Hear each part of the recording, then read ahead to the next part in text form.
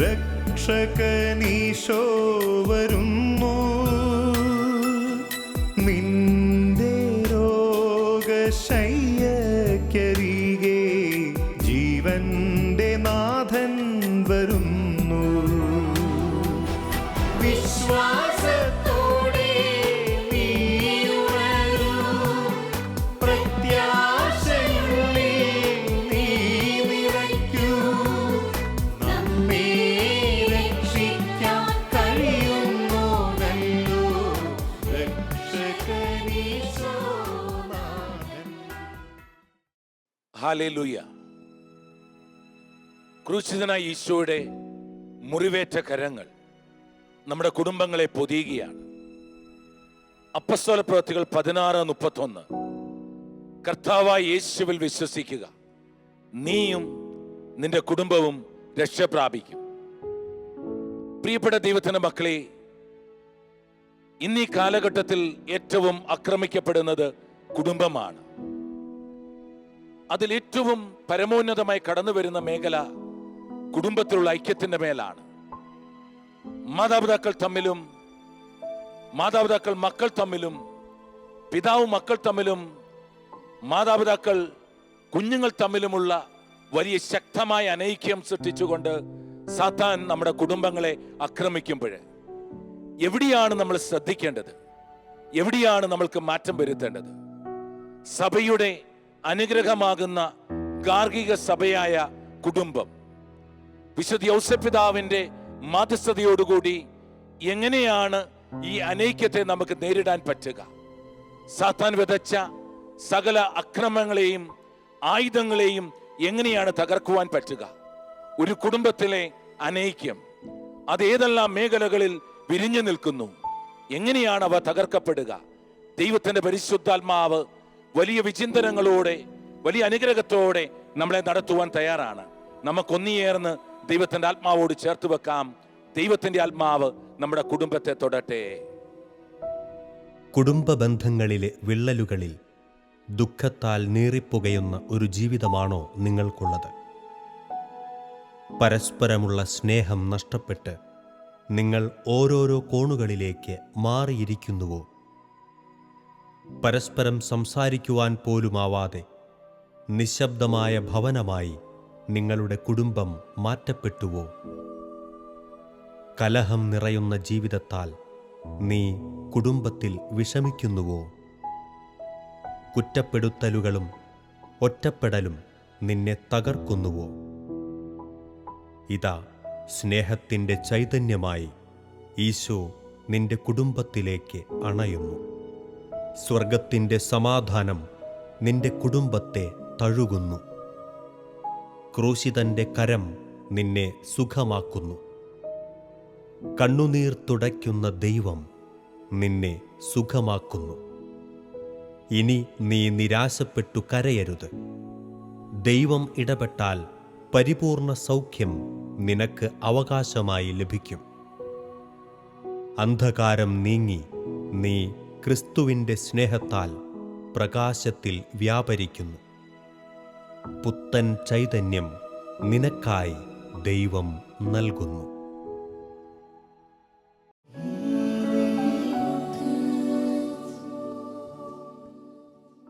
കുടുംബം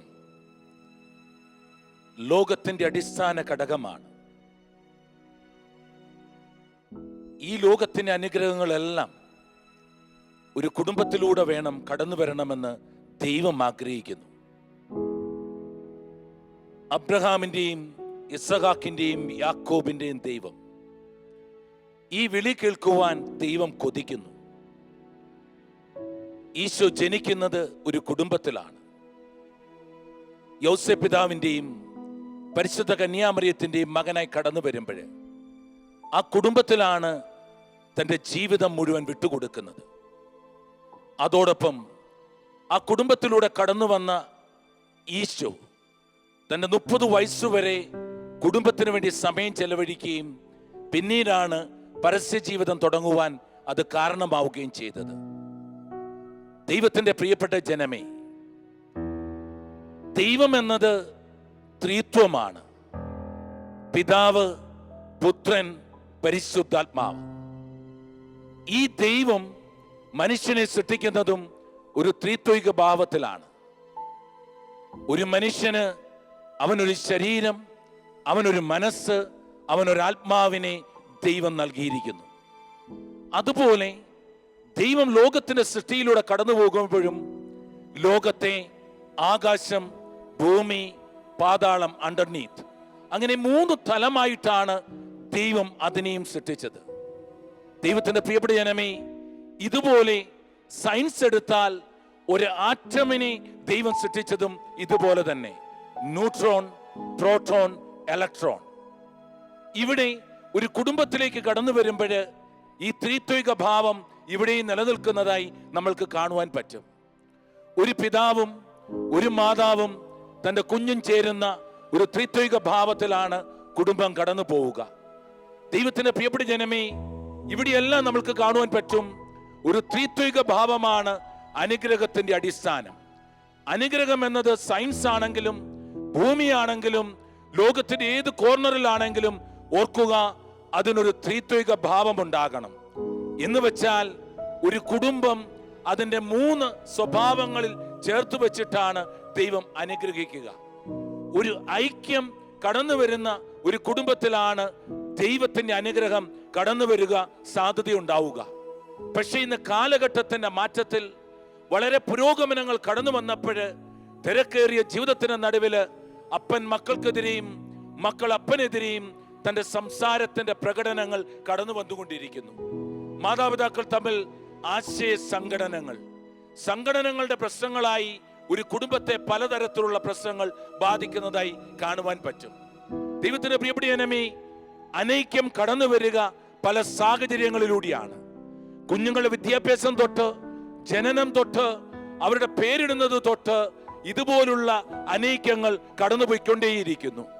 വളർന്നു കഴിയുമ്പോൾ അത് സ്വത്തും സൗഭാഗ്യങ്ങളും തമ്മിലുള്ള ബന്ധമായി മാറിക്കൊണ്ട് പലപ്പോഴും ഭാഗോടമ്പടിയിൽ വരെ ഈ പ്രശ്നങ്ങൾ നീളുന്നതായി കാണുവാൻ പറ്റും.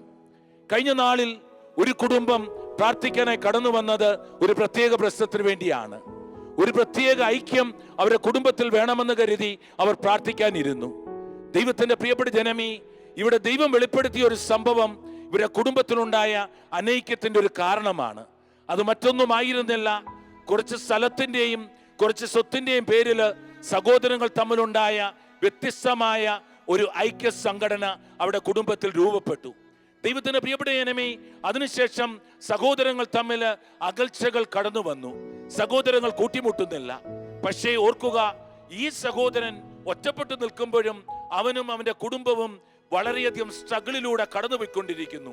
ഒരു യുദ്ധത്തിന് നിഴലിലൂടെ കടന്നു പോകുന്ന ഈ വ്യക്തി ചെയ്യുന്നതിലെല്ലാം ഒരു പരാജയം കടന്നു വന്നു.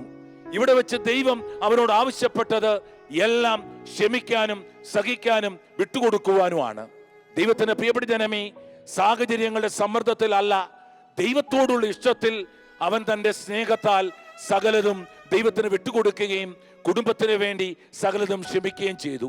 അതോടൊപ്പം കഴിഞ്ഞ കുറെ കാലങ്ങളായി അവന്റെ ഉള്ളിൽ ഉരുണ്ടുകൂടിയിരുന്ന വേദനകളെ ക്ഷമയ്ക്ക് വിട്ടുകൊടുത്തുകൊണ്ട് പരിശുദ്ധാത്മാവിനാൽ സമർപ്പിച്ചപ്പോൾ അവന്റെ ജീവിതത്തിൽ മാറ്റമുണ്ടായി. ദൈവത്തിന്റെ പ്രിയപ്പെട്ട ജനമേ, ഐക്യം ഒരു കുടുംബത്തെ അനുഗ്രഹത്തിലേക്ക് കൊണ്ടുപോകുമെന്നുള്ളത് ഉറപ്പാണ്. കാലഘട്ടങ്ങളുടെ നടുവിൽ ഇന്ന് കുഞ്ഞുങ്ങൾ ഒരുമിച്ച് നിൽക്കുന്നു, മാതാപിതാക്കൾ ഒറ്റയ്ക്കാകുന്നു. മറ്റു ചില സാഹചര്യങ്ങളിൽ അമ്മ ഒറ്റയ്ക്കാകുന്നു, പിതാവ് ഒറ്റയ്ക്കാകുന്നു. ദൈവത്തിന്റെ പ്രിയപ്പെട്ട ജനമേ, എവിടെയാണ് മാറ്റം വരുത്തേണ്ടത് എന്ന് ചിന്തിക്കുന്നത് നല്ലതാണ്. നമുക്കൊന്ന് കടന്നു പോകാം. ഏതൊക്കെ മേഖലകളാണ് ബൈബിൾ ഇങ്ങനെയുള്ള കാര്യങ്ങളെക്കുറിച്ച് സംസാരിക്കുന്നത് എന്ന് തിരിച്ചറിയുന്നത് നല്ലതാണ്. ബൈബിളിലെ ഉൽപ്പത്തി എന്ന അധ്യായങ്ങള്, ഉൽപ്പത്തിയിലെ എല്ലാ പുസ്തകങ്ങളുടെ അധ്യായങ്ങളിലും വളരെ അനുഗ്രഹങ്ങൾ ഒരുക്കി വെച്ചിട്ടുണ്ട്. ബൈബിളിൽ ഉൽപ്പത്തി എന്ന പുസ്തകത്തിലൂടെ കടന്നു പോകുമ്പോൾ കടന്നു വരുന്ന ചില അധ്യായങ്ങൾ ഇതിന് കാരണങ്ങളായി നമ്മൾ കേട്ടെടുക്കാം. പ്രധാനമായി ആദ്യമായി കടന്നു വരിക ഉൽപ്പത്തി 16-ാം അധ്യായത്തിലും 31-ാം അധ്യായത്തിലും കടന്നു വരുന്ന അബ്രഹാമിന്റെ ജീവചരിത്രമാണ്. ദൈവത്തിന്റെ പ്രിയപ്പെട്ട ജനമേ, ഒരു കുഞ്ഞിന് വേണ്ടി കാത്തിരിക്കുന്ന അബ്രഹാമിന്റെ ജീവിതത്തിൽ സാറയുടെ നിർദ്ദേശപ്രകാരം 16-ാം അധ്യായത്തിൽ ഒരു കുഞ്ഞ് ജനിക്കുവാൻ കാരണമായി. ദൈവത്തിന്റെ പദ്ധതിയോട് മറുതലിക്കുമ്പോൾ ഇസ്മായേൽ ലോകത്തിന് നടുവിൽ കടന്നു വരികയാണ്. ദൈവത്തിന്റെ പ്രിയപ്പെട്ട ജനമേ, ഇതിന് കാരണമായത് ദൈവത്തോടുള്ള ഒരു അവിശ്വാസമാണ് അബ്രഹാമിന് കാരണമാക്കി കൊടുത്തത്. ദൈവത്തിന്റെ പ്രിയപ്പെട്ട ജനമേ, സാറായിലും അത് പടർന്നു എങ്കിലും പിന്നീട് സാറായും ഹാഗാറും തമ്മിൽ ഒരു കോൺഫ്ലിക്റ്റിന്, ഒരു അനൈക്യത്തിന് കാരണമാവുകയും അതിന് പകരമായി 2 വംശങ്ങൾ ലോകത്ത് ഉടലെടുക്കുകയും ഈ ഐസക്കും ഈ ഇസ്മയിലും തമ്മിൽ വളരെ വ്യത്യസ്തമായി ചിന്തിക്കുന്ന സാഹചര്യം ഉണ്ടാകുകയും ചെയ്തു. ദൈവത്തിന് പ്രിയപ്പെട്ട ജനമേ, ഓർക്കുക, ദൈവത്തോടുള്ള വിശ്വാസവും ദൈവിക സാധ്യതകളും നമ്മുടെ കുടുംബത്തിൽ നിന്ന് ഇല്ലാതാകുമ്പോൾ അനൈക്യങ്ങൾ കടന്നു വരാം. എവിടെയാണ് കുടുംബ പ്രാർത്ഥന ഇല്ലാതായത്? എവിടെയാണ് പരിശുദ്ധ കുർബാന നമ്മുടെ ജീവിതത്തിൽ ഇല്ലാതായത്? എവിടെയാണ് ചില സാഹചര്യങ്ങളിൽ നഷ്ടങ്ങൾ കടന്നു വന്നത്? ദൈവത്തിന്റെ പ്രിയപ്പെട്ട ജനമേ, ഇവിടം തൊട്ട് പ്രശ്നങ്ങൾ കടന്നു വരുന്നതായി കാണാൻ പറ്റും. ഏതായാലും ഇന്നത്തെ ദിവസം ദൈവത്തിന് മുമ്പിൽ ഈ അനൈക്യത്തിന്റെ കാരണങ്ങളിൽ ഒന്നായ ഈ ഒരു സാഹചര്യത്തെ, ഈ ഒരു ദൈവവിശ്വാസത്തിന്റെ അകൽച്ചയെ കർത്താവിന്റെ കരങ്ങളിൽ വിട്ടുകൊടുത്തുകൊണ്ട് തിരികെ വരാൻ ശ്രമിക്കാം. വീണ്ടും ഉൽപ്പത്തിയുടെ പുസ്തകം 27-ാം അധ്യായത്തിലൂടെ കടന്നു പോകുമ്പോൾ അബ്രഹാമിന് ജനിക്കുന്ന മകൻ, അബ്രഹാമിന് ഐസക്ക് കടന്നു വരികയാണ്. ഇസ്ഹാക്കിന്റെ ജീവിതത്തിൽ ദൈവത്തിന്റെ പ്രിയപ്പെട്ട ജനമേ 2 കുഞ്ഞുങ്ങൾ ജനിക്കുകയാണ്, യാക്കോബും യേസാവും. ഇവിടെ ഒരമ്മ യാക്കോബിനോട് ഇഷ്ടം കൂടുതൽ കാണിക്കുകയും ഈ യാക്കോബിനോട് ചേർത്ത് വെച്ചുകൊണ്ട് അപ്പനോട് കള്ളം പറയുവാൻ കാരണം സൃഷ്ടിക്കുകയും ചെയ്തു. യാക്കോബും യേസാവും. ഇവിടെ യാക്കോബ് അപ്പനോട് കള്ളം പറഞ്ഞ് അമ്മയോട് വരെ മറുതലിച്ച് തന്റെ സഹോദരനോട് മറുതലിച്ച് തന്റെ ജീവിതം മാറി മറിയുമ്പോൾ ഓർക്കുക, 2 വംശങ്ങൾക്ക് കാരണമായി ഒരമ്മയുടെ പാർഷ്യാലിറ്റി, അല്ലെങ്കിൽ 2 മക്കളെയും തമ്മിൽ താരതമ്യ പഠനത്തിലൂടെ കടന്നുപോയി ഒരു മകനോട് കാണിച്ചൊരു ഇഷ്ടം ലോകത്തിൽ ഒരു നഷ്ടമായി മാറി. ഇന്ന് പല കുടുംബങ്ങളിലും ഇതുപോലുള്ള സാഹചര്യങ്ങൾ കടന്നു വരുന്നു.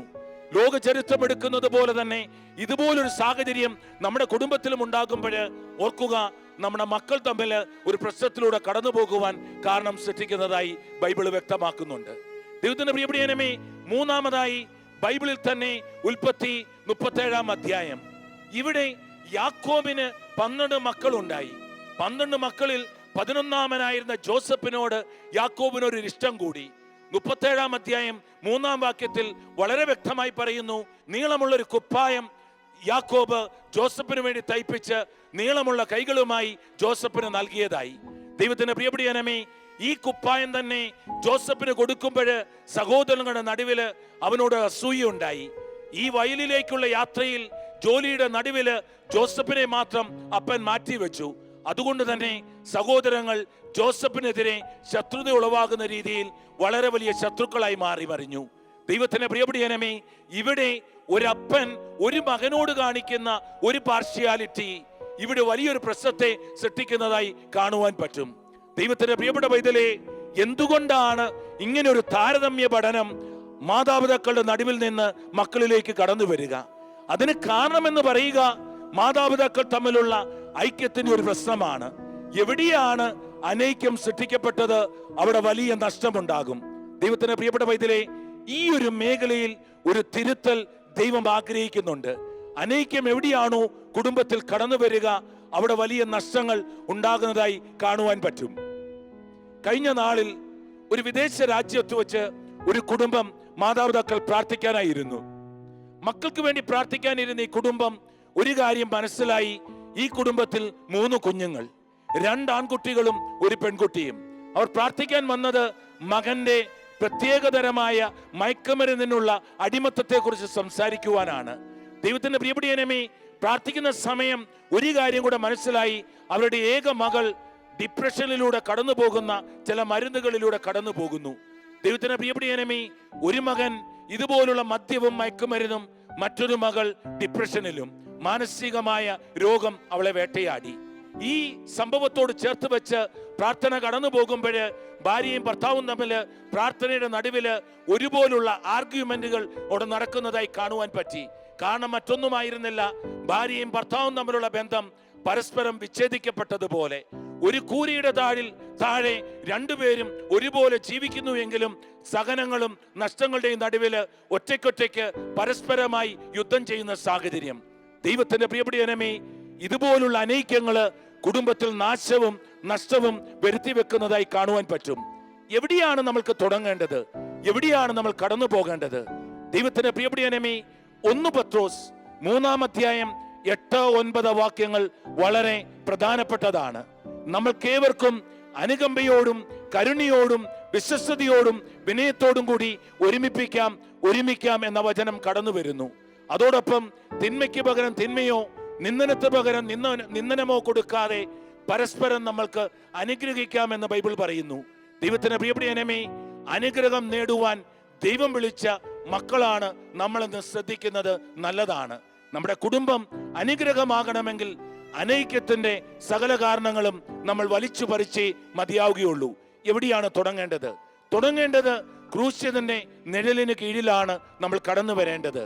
ദൈവത്തിന്റെ പ്രിയപ്പെട്ട കുടുംബ പ്രാർത്ഥന നമ്മുടെ ജീവിതത്തിൽ ഒരു അനുഗ്രഹമായി നമുക്ക് ഏറ്റെടുക്കാം. ആദ്യം തന്നെ വിശ്വാസം ദൈവത്തിലേക്ക് ചേർത്ത് വെക്കാം. ദൈവത്തോടുള്ള വിശ്വസ്തതയാണ് ജീവിതത്തിൽ അനുഗ്രഹത്തിന്റെ ഐക്യത്തിന്റെ ഏറ്റവും വലിയ അടിസ്ഥാനം എന്ന് പറയുക. ദൈവത്തിന്റെ പ്രിയപ്പെട്ട ഇരുതലങ്ങളിൽ നിൽക്കുന്ന വ്യക്തിത്വമാണെങ്കിലും പരസ്പരം യുദ്ധം ചെയ്യുന്ന വ്യക്തിത്വമാണെങ്കിലും അവയ്ക്ക് മാറ്റമുണ്ടാകണമെങ്കിൽ തുടക്കം കുറിക്കേണ്ടത് ദൈവത്തോടുള്ള ബന്ധത്തിലാണ്. നമുക്ക് ഇന്ന് തന്നെ ദൈവം ആരെന്നും ദൈവം എന്തെന്നും ദൈവം നമ്മളെ അനുഗ്രഹിക്കുന്ന ദൈവമാണെന്നും മനസ്സിലാക്കി ആ ദൈവത്തിന്റെ അടുത്തേക്ക് ഈശോ നമ്മുടെ അനുഗ്രഹത്തിന് ഉറവിടമാണെന്നുള്ള ബോധത്തോടെ നമുക്ക് ഈശോയുടെ അടുത്തേക്ക് കടന്നു വരാം. നമ്മുടെ കുഞ്ഞുങ്ങളെ വചനത്തിലേക്കും സഭയിലേക്കും കൂദാശകളിലേക്ക് നയിക്കുമെങ്കിൽ അവിടെ ജീവിതത്തിൽ വലിയൊരു മാറ്റമുണ്ടാകുവാൻ സാധിക്കും എന്നത് മനസ്സിലാക്കാം. പോയിന്റ് നമ്പർ 2, ദൈവത്തിന്റെ പ്രിയപ്പെട്ട മാതാപിതാക്കളെ, കുഞ്ഞുങ്ങളുടെ മുമ്പിൽ പരസ്പരമുള്ള യുദ്ധവും ആർഗ്യുമെന്റുകളും നമുക്ക് ഒഴിവാക്കാം. ഇന്ന് തൊട്ട് കുഞ്ഞുങ്ങളുടെ മുന്നിൽ പരസ്പരം ആർഗ്യൂ ചെയ്യുമ്പോൾ ഓർക്കുക, നമ്മുടെ ജീവിതത്തിൽ കുഞ്ഞുങ്ങൾ ഒരു തീരുമാനം എടുക്കുന്നു, ഇവർ തമ്മിൽ സ്നേഹമില്ല, എൻ്റെ ജീവിതത്തിലും ഇത് തന്നെയാകും. അവരുടെ ജീവിതത്തിൽ ആകസ്മികമായി അവർ ഇങ്ങനെ ചിന്തിച്ചു തുടങ്ങും, എനിക്ക് ഈ കുടുംബത്തോടൊരു ബന്ധമില്ല, ഈ കുടുംബത്തിൽ മുഴുവൻ പ്രശ്നങ്ങളാണ്, സ്നേഹം പുറത്താണെന്ന് കരുതി ആ കുഞ്ഞുങ്ങൾ പുറത്തു പോകുവാൻ സാധ്യതയുണ്ടാകും. അതുകൊണ്ട് തന്നെ ഈ മേഖലയിൽ ഒരു വലിയ സാധ്യത എടുക്കുക. പരസ്പരമുള്ള നമ്മുടെ ആർഗ്യുമെന്റുകള്, വഴക്കുകള് ദൈവത്തിന് മുന്നിൽ വിട്ടുകൊടുത്തുകൊണ്ട് പരസ്പരം ക്ഷമിക്കാം. ഒരു ക്ഷമ കുടുംബത്തെ നേരിടുവാനും നേടിയെടുക്കുവാനും കർത്താവ് കൃപയായി മാറ്റുമെന്നുള്ളത് ഉറപ്പാണ്. 3-ാമത്തെ കാര്യം, ദൈവത്തിന് പ്രിയപ്പെട്ട കുഞ്ഞുങ്ങളെ ചേർത്ത് പിടിച്ചുകൊണ്ട് പരസ്പരം നമ്മൾക്ക് ബഹുമാനിക്കാം. അപ്പനമ്മയെയും അമ്മ അപ്പനെയും പരസ്പരം ബഹുമാനിക്കുമ്പോൾ കുഞ്ഞുങ്ങൾ അവയെ ഏറ്റെടുക്കുവാനും ഒരു അനൈക്യത്തെ തകർത്തു മറിക്കുവാനും സാത്താന്റെ പ്ലാനുകളെ ഇല്ലാതാക്കുവാനും ദൈവത്തിന് സാധിക്കും. അതുകൊണ്ട് കുടുംബമായി ഇന്ന് നമ്മൾക്ക് ഇന്ന് കൈകൾ കോർക്കാം, കണ്ണുകളൊന്ന് അടയ്ക്കാം. ഇവിടെ ദൈവത്തിന്റെ സാന്നിധ്യമാണ് പ്രധാനം. മറ്റൊന്നും കുടുംബത്തെ മാറ്റിമറിക്കത്തില്ല. ദൈവത്തിന്റെ പ്രിയപ്പെട്ട നമ്മൾക്ക് കൈകൾ രണ്ടും പരസ്പരം ഒന്ന് ചേർത്ത് പിടിച്ചുകൊണ്ട് മാതാപിതാക്കൾ തമ്മിൽ കൈകൾ കോർത്തു പിടിക്കാം, കുഞ്ഞുങ്ങൾ തമ്മിൽ കൈകൾ കോർത്തു പിടിക്കാം. കോർത്തു പിടിച്ച കൈകളാൽ മാറോട് ചേർത്ത് വെച്ചിരിക്കുന്ന അനുഗ്രഹങ്ങളെ ദൈവത്തോട് ചേർത്ത് വെച്ച് നമുക്ക് നേടിയെടുക്കാം. ഇന്ന് നസ്രായനായ ഈശോയുടെ നിഴലിലേക്കൊന്ന് കടന്നു വരിക. പരിശുദ്ധ കുർബാനയാകുന്ന ആ വലിയ കൂദാശയുടെ ആഴത്തിലേക്കൊന്ന് കടന്നു വരിക. കൈകൾ കോർത്തു പിടിച്ചുകൊണ്ട് കണ്ണുകൾ അടച്ച് നമ്മൾക്ക് പ്രാർത്ഥിക്കാം. മുറിവേറ്റു പിടയും ഹൃദയത്തിൽ ശാന്തി പകരാനെന്നാഥ വരുമോ? മുറിവേറ്റു പിടയും ഹൃദയത്തിൽ ശാന്തി പകരാനെന്നാഥ വരുമോ? ഉള്ളം തകർന്നു ഞാൻ തേങ്ങിയിടവേ മിഴിനീരുമായ്ക്കാൻ നീ വരുമോ? ഉള്ളം തകർന്നു ഞാൻ തേങ്ങിയിടവേ മിഴിനീരുമായ്ക്കാൻ നീ വരുമോ? മുറിവേറ്റു പിടയും ഹൃദയത്തിൽ ശാന്തി പകരാനെന്നാഥ വരുമോ?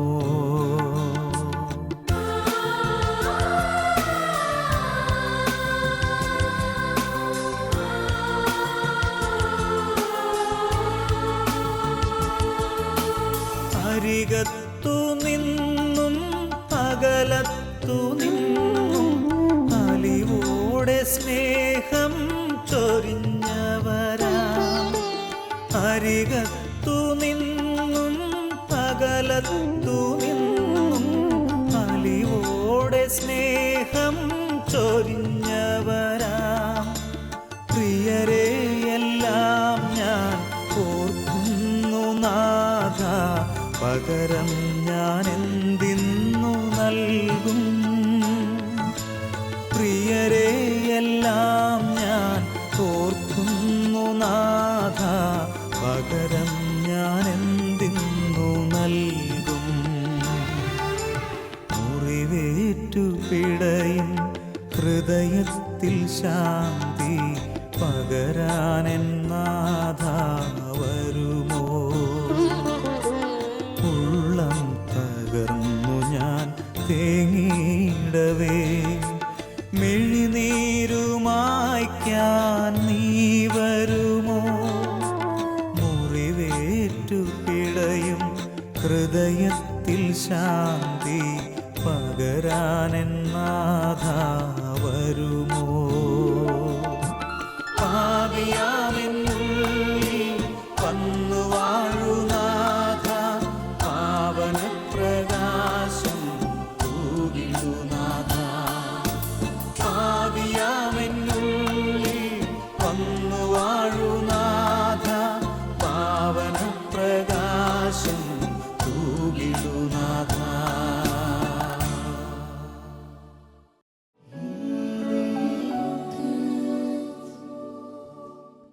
ഇതാ യേശുവിൻ്റെ കരസ്പർശം നിന്നെ സ്വന്തമാക്കിയിരിക്കുന്നു. ഇതാ രക്ഷകന്റെ കരം നിന്റെ കണ്ണീർ തുടയ്ക്കുന്നു. ഇതാ കരുണയുടെ ദൈവപുത്രൻ കരം നീട്ടി നിന്നെ മാറോടു ചേർക്കുന്നു. യേശുവിൻ്റെ മുറിവേറ്റ കരം നിന്നെ സുഖപ്പെടുത്തുന്നു. ഇത് ജീവിക്കുന്ന ദൈവപുത്രൻ. യേശുവിൻ്റെ നാമത്തിൽ സൗഖ്യം, യേശുവിൻ്റെ മുറിവിനാൽ വിടുതൽ. അവൻ്റെ സവിധേ അണഞ്ഞവരാരും ഇന്നോളം നിരാശരായ ചരിത്രമില്ല.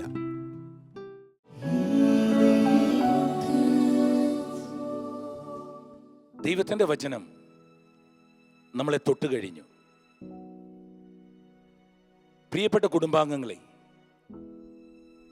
നമ്മൾ ആഗ്രഹിക്കുന്ന ഒരു ഐക്യം നമ്മുടെ കുടുംബത്തിൽ ഇല്ലാത്തൊരു സാഹചര്യത്തിലൂടെയാണോ ഇന്ന് നമ്മൾ കടന്നു പോവുക? പരിഹാരമില്ലാത്തൊരു കാര്യവും ദൈവത്തിൻ്റെ മുമ്പിലേ ഇല്ല. ഇന്ന് സങ്കീർത്തനം 133 1, 2, 3 വാക്യങ്ങൾ ദൈവം നമ്മൾക്ക് നൽകുകയാണ്. സഹോദരർ ഏക മനസ്സായി ഒരുമിച്ച് വസിക്കുന്നത് എത്ര വിശിഷ്ടവും സന്തോഷപ്രദവുമാണ്. അഹ്റോന്റെ തലയിൽ നിന്ന് താടിയിലേക്ക് ഇറങ്ങി അങ്കിയുടെ കഴുത്തുപട്ടയിലൂടെ ഒഴുകുന്ന അമൂല്യമായ അഭിഷേക തൈലം പോലെയാണത്. സിയോന്റെ പർവ്വതങ്ങളിൽ പൊഴിയുന്ന ഹെർമോൻ തുഷാരം പോലെയാണത്. അവിടെയാണ് കർത്താവ് തൻ്റെ അനുഗ്രഹവും അനന്തമായ ജീവനും പ്രദാനം ചെയ്യുന്നത്. ദൈവത്തിൻ്റെ പ്രിയപ്പെട്ട ജനമേ, ഐക്യത്തിലൂടെ കടന്നു പോകുന്ന ഒരു കുടുംബത്തിലാണ് അനുഗ്രഹവും ജീവനും കടന്നു വരിക. അഹ്റോന്റെ താടിയിൽ നിന്നൊഴുകുന്ന ജീവതൈലം പോലെ അനുഗ്രഹം നമ്മുടെ ജീവിതത്തിലേക്ക് ഒഴുകുവാൻ ദൈവം ആഗ്രഹിക്കുന്നു. എങ്ങനെയാണ് ഇന്ന് തീരുമാനമെടുക്കാൻ പറ്റുക? കോർത്തു പിടിച്ചിരിക്കുന്ന കൈകൾ ഒരു വിറയിലൂടുകൂടിയാണെങ്കിലും ഒരു തീരുമാനത്തിലേക്ക് നയിക്കാം. ഒരു തീരുമാനം ഇതാണ്: ഇന്നു തൊട്ട് ഞങ്ങളുടെ കുടുംബത്തിൽ നാശം വിതയ്ക്കുന്ന അനൈക്യത്തിൻ്റെ എല്ലാ കൂടാരങ്ങളെയും വലിച്ചു പറിച്ചുകൊണ്ട് ഞങ്ങൾ ഒന്നിയേർന്ന് ദൈവത്തോട് ചേർന്ന് നിൽക്കും. ഈശോ ഞങ്ങളുടെ കൂടെയുള്ളതിനാൽ ഞങ്ങൾ അനുഗ്രഹം പ്രാപിച്ചിരിക്കും. കുഞ്ഞുങ്ങളെ ഒന്ന് ചേർത്ത് പിടിക്കാം. ഏത് സാഹചര്യത്തിലും മുറിവുകളേറ്റ കുഞ്ഞുങ്ങളെ ഒന്ന് മാറോട് ചേർത്ത് പിടിക്കാം. പരസ്പരം ഒന്ന് ചിരിക്കുവാൻ പറ്റുമെങ്കിൽ, ദൈവത്തിൻ്റെ ആത്മാവോട് ചേർത്ത് വെച്ച് ഒന്ന് സന്തോഷിക്കാൻ പറ്റുമെങ്കിൽ, ദിവ്യകാരുണ്യത്തിൻ്റെ നിഴൽ അനുഗ്രഹമായി യാഥാർത്ഥ്യമായി നമ്മളുടെ ജീവിതത്തിലേക്ക് കടന്നു വരികയാണ്. ദൈവം നിങ്ങളെ തൊടട്ടെ. ദൈവം നിങ്ങളെ അനുഗ്രഹിക്കുന്നു. ഈശോയുടെ കരുത്തേറിയ കരങ്ങളാൽ അനുഗ്രഹം നിങ്ങളെ വാരി മൂടട്ടെ എന്ന് ഞങ്ങൾ പ്രാർത്ഥിക്കുന്നു. ഈശോ നിങ്ങളെ തൊട്ടുകൊണ്ടിരിക്കുന്നു. അനുഗ്രഹമാകട്ടെ നിങ്ങളുടെ ജീവിതം. നസറായനീശോ വരുന്നു, രക്ഷകനീശോ വരുന്നു.